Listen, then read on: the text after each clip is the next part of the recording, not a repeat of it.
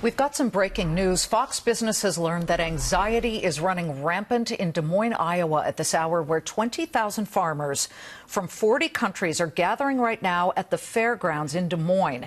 Mostly they are pork producers, and mostly American pork producers. The folks who raise, sell, and process hogs are right now at the 2018 World Pork Expo in Iowa, and everybody's talking about one thing: the latest blow in the global trade.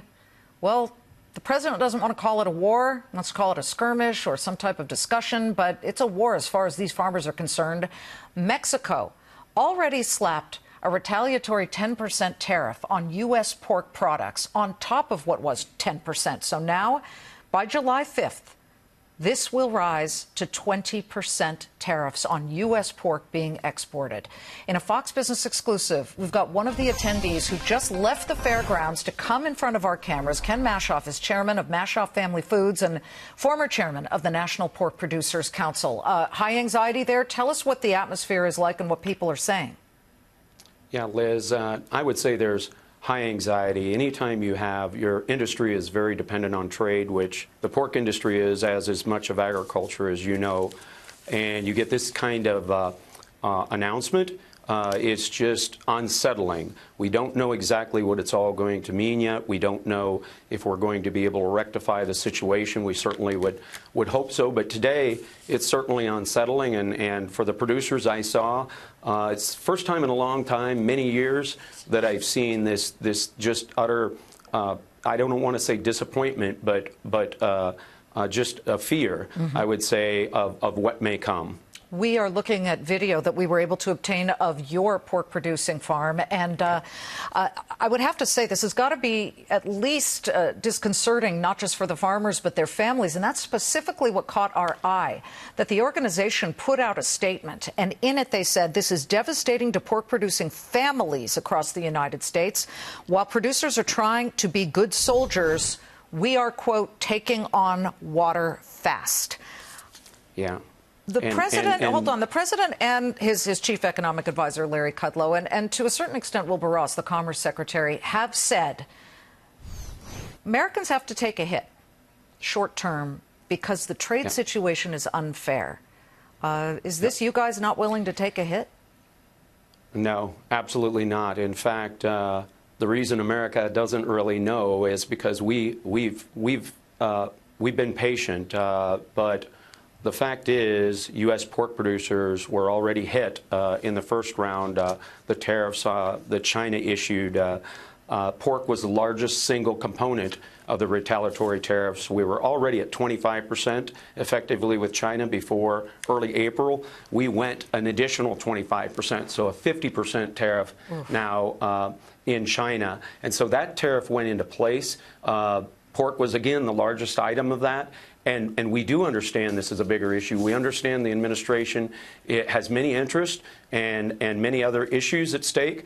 But as we look back at it, we understand that we were certainly caught in those crosshairs. And now with Mexico, it's our largest trading partner. Canada is our #4 trading partner. And if these things exist in those areas, I will say that those statements are correct, that producers are looking at some potential devastation. We already went since early April from what was, Liz, going to be a profitable situation within operations, pork producers throughout the year, anticipated, to what's going to be a year where we'll probably see some red ink. Cut to the red chase, Ken. Are you guys going to go out of business? What is the worst case scenario? How long can you hold on? And can the farmers who are just 5 miles from you at the expo in Des Moines hold on through this trade discussion? I don't know. Do you see it as a trade war? And could some of you guys go under?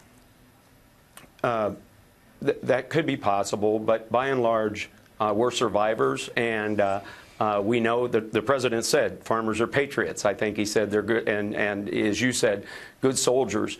And I think that we understand that we're going to be victims of any retaliation, because whenever you have an industry that's a world-class global producer at a low cost, we're a net exporter, a very large exporter, and we could do a tremendous amount to offset the export trade imbalance. And so I think I think we're going to be just fine because I think calmer heads will prevail. I would appeal to our friends in the White House that they think about it. Here you have a sterling, a shining star, you might say, in the Midwest in American agriculture.